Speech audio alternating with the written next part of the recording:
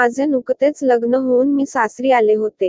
नवरा दिसायला चांगला होता. त्याला नोकरी होती. सुहागरातची तयारी केली होती सासरी. मी नटून थटून बेडवर 9 वाजता जाऊन बसले नवऱ्याची वाट बघत. त्या रात्री मी खूप खुश होते, नवऱ्यासोबत सेक्स करायला मिळणार म्हणून. रात्रीचे 11 वाजून 30 मिनिटे झाले तरी नवरा खोलीत आलाच नाही.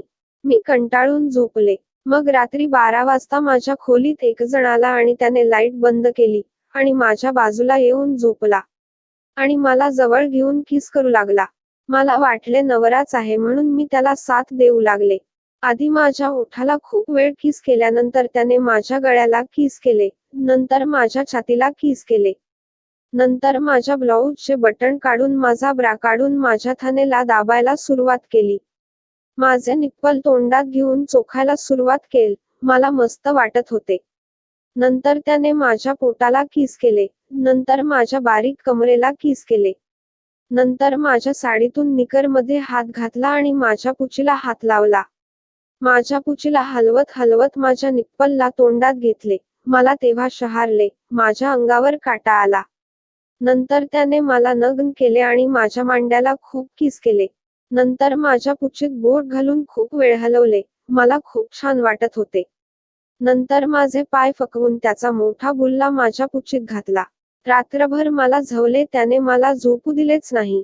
सकाळी मी उठायच्या आधीच तो बेडरूम मधून उठून गेला होता. त्याने रात्रभर झवल्यामुळे मी दिवसभर खूप आनंदी होते. मला वाटले नवऱ्यानेच मला झवले म्हणून आनंदी होते मी. रोज रात्री मी लवकर झोपले की तो यायचा आणि मला नग्न करून रात्रभर झवायचा आणि सकाळी लवकर उठून जायचा. एक दिवस मी नाटक करून बेडवर झोपून होते. रात्री तो आला. मी त्याला झवताना बघितले तर तो माझा नवरा नव्हता, तो माझा दीर होता. मला राग आला होता पण त्याचा मोठा बुल्ला माझ्या पुचीत होता म्हणून मी शांत झोपले आणि त्याच्याकडून रात्रभर झवून घेतले.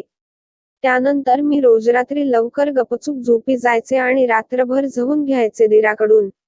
एके दिवशी मी नवऱ्याला घेऊन डॉकडे गेले तेव्हा कळले की नवरा नपुसंक आहे म्हणून दीर रोज रात्री मला झवतो त्याच्या आई वडिलांच्या आणि माझ्या नवऱ्याच्या परवानगीने.